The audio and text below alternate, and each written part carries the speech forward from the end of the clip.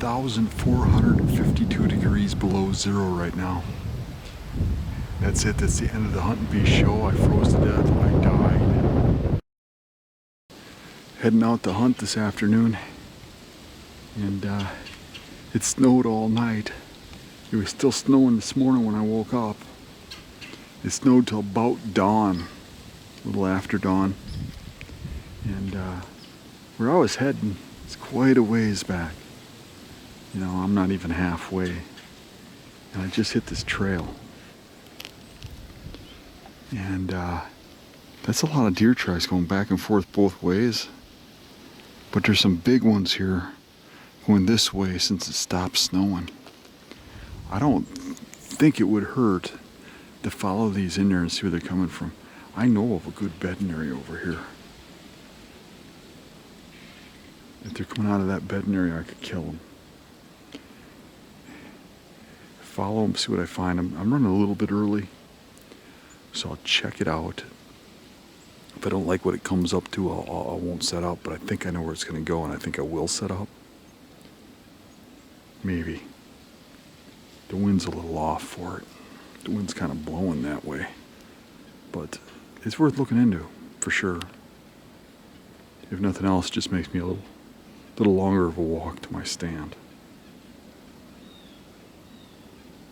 I'm really curious about that buck track. It's not a giant, but it ain't bad either.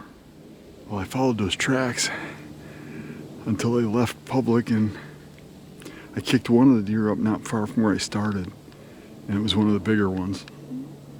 I went a little further and I picked up some new big tracks, but they went off of the public, and where they went off the public, it didn't look like this deer would bed anywhere close, and I just had a bad feeling about it, so I got back to the main trail and started heading back again.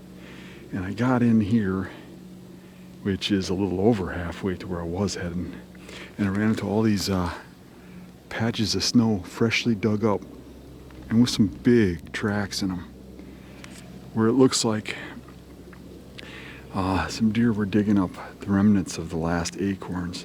Some of these tracks are so fresh, they were in daylight this morning. So it appears that the tracks are coming from this way, but they're kind of scattered all over the place. If they came from that way, I kind of know where they came from. We'll take a glance over there along the transition of the swamp and see what we can come up with.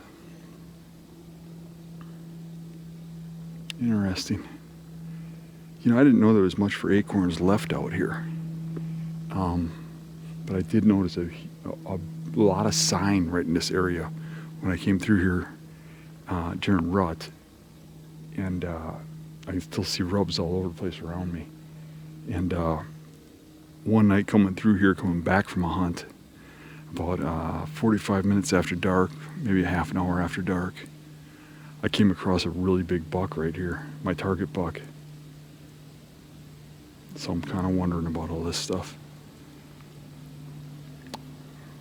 Need to pay attention to this, because that there is a big track. It could be his. And I don't know if I find something good. I'm going to set up on it, but maybe tomorrow I'll come in here and really dissect this stuff if I don't get into action today. Might be too late though. Alright, a lot of screwing around today. I didn't make it to my destination. I kept finding good tracks and following them. And I came down here to this little finger coming out, and all the tracks went into this edge. And I've got a little history of hunting this finger over there. And the last couple times I saw the deer come out right here, and they're bedded right in there. Like right in here, real close. And I got these tracks going right in there. Big tracks. And a lot of tracks. Now the trick is going to be whether or not I spooked them setting out. Pretty hard to be dead silent out here. But nothing ran off. Never heard nothing sneak off. You'd hear them in those cattails walking. But some deer there, you can sit tight, lock tight. I'm just hoping just a little bit of breeze in those cattails, that as quiet as I was, they didn't hear me. And I'm also hoping that they are actually where I think they are. Time will tell. But these are the tracks that were eating the acorns back there. I wouldn't think they'd be too far out in those cattails. They'd just be a little ways. So we're just gonna hunker down and sit here for the last couple hours and see what happens. Here we are again. Same area as yesterday. So when I came out last night after not seeing nothing, I got 100 yards from where I was sitting, and the hillside above me had fresh tracks and one set of good buck tracks crossing my tracks. And they did it while I was on stand.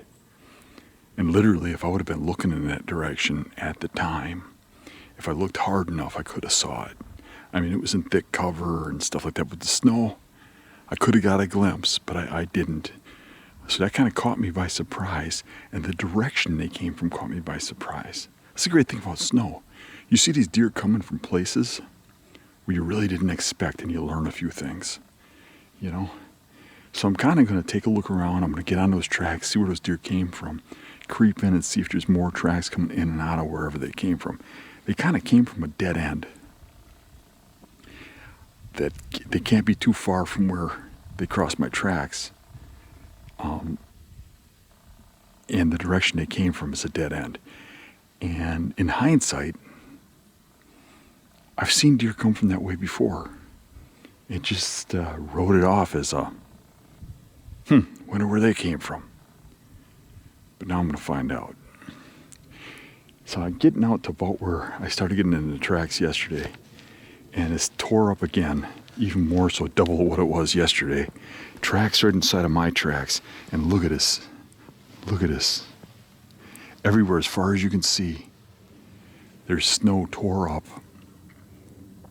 Deer looking for acorns.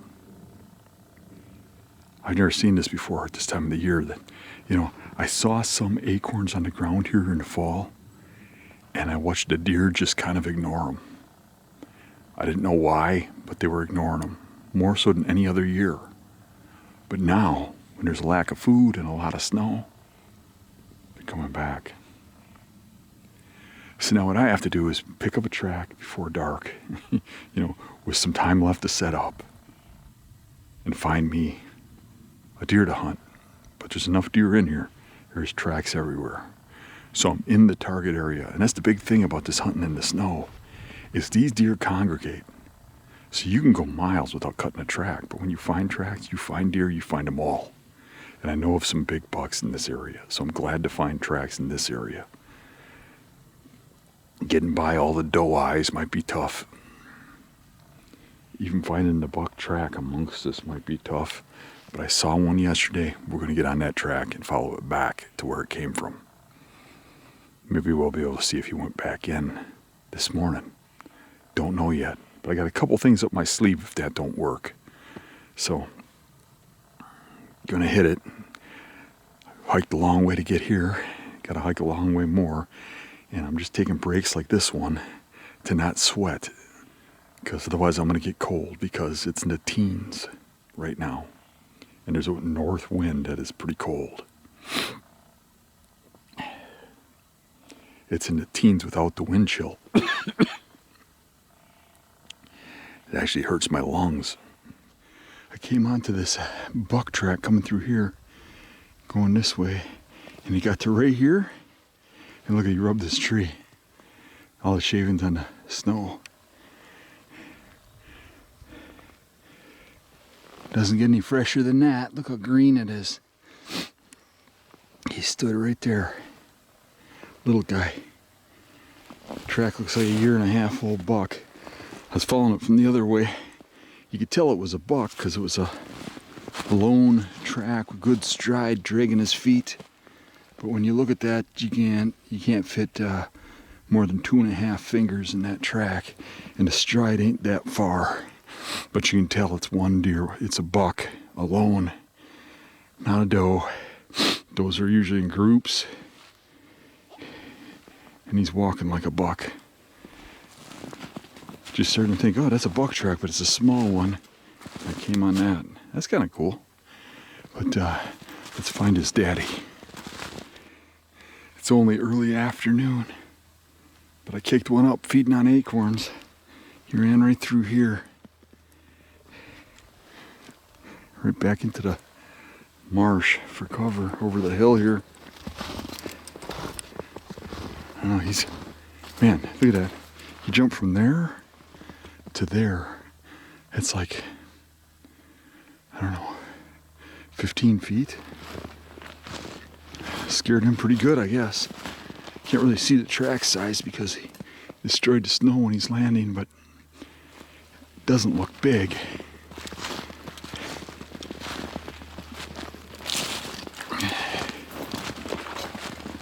Here he slowed down.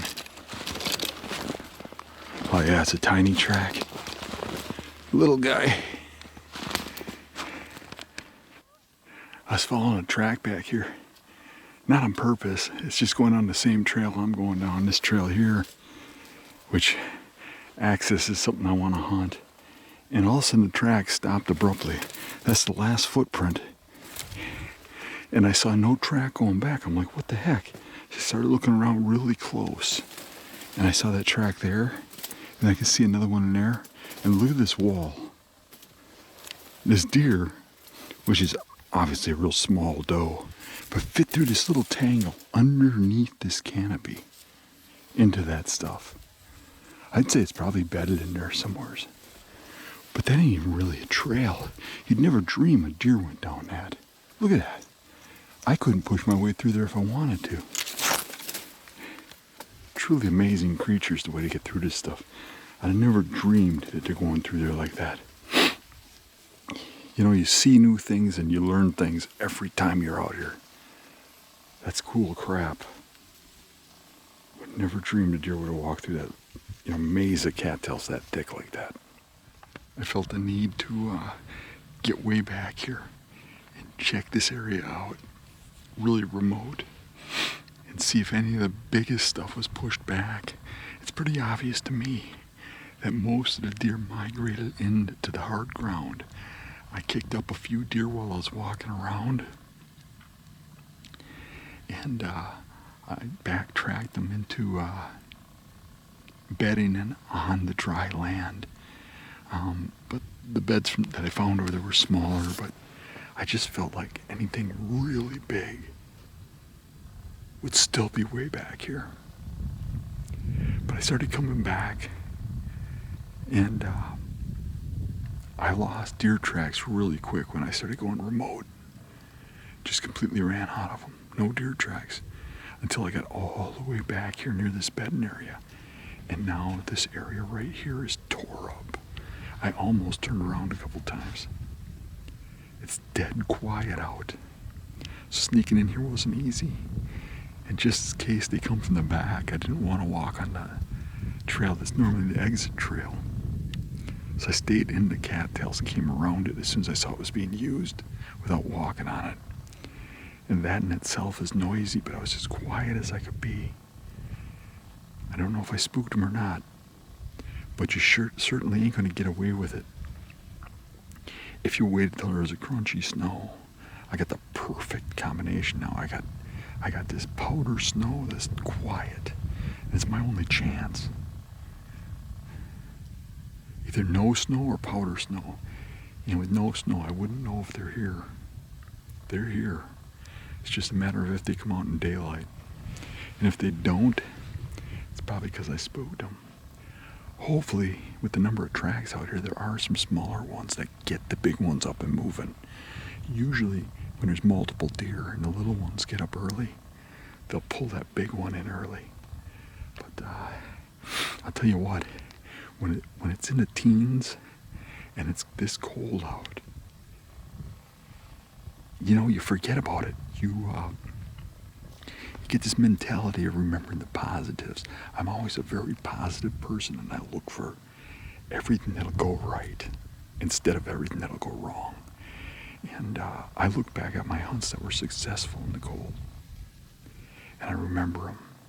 But when you get out here and you're actually doing it, when you get these first days when it's like ice cold like this, you're overdressed, you're sweating. When you come out here, you start to get a chill when you slow down. And you get to the tree, And every sound is magnified in cold weather. I don't know why. But you make one wrong. I mean, just the teeth of your stand digging into the bark makes noise. And the sticks are ice cold to the point where your fingers stick to them and your skin kind of rips when you pull them off. But if you go with your gloves on, you really can't get that feel. You can't really be quiet, so my gloves come off when I climb the tree. And every step off the ground, climbing the tree hurts. Setting the stand hurts. Man, it is a struggle to hunt in this stuff. And I love it. That's why there's nobody else out here. That's why I'm alone. Everybody else wait for it to warm up. But those deer are going to move good in this cold weather. I got a feeling. Hopefully some deer move around tonight. So I got in here, and right away I saw one big buck track going right underneath me here. I see a trail right there. I can see a heavy trail going through over there. And there's a whole bunch of deer tracks underneath me walking around. I came through the cattails there, and I noticed a whole bunch of tracks you can't even really see up from up here going through there. You know, and everything's within shooting range from this tree. I got the perfect setup, the perfect shooting lanes, the perfect wind. Now it's just up to the deer.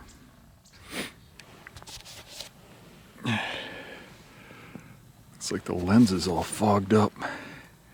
But you could read a book out here right now, but it's closing time, so I'm leaving. But you can see where that big track underneath me went right into here and was going to bed in that hole. And turned around and left. You know, so it probably bedded somewhere really close. But all this sign in here, nothing came in. I'm sure I spooked them coming out here, which was my fear. Getting a little close in here, close quarters. Is what it is. Give it a shot.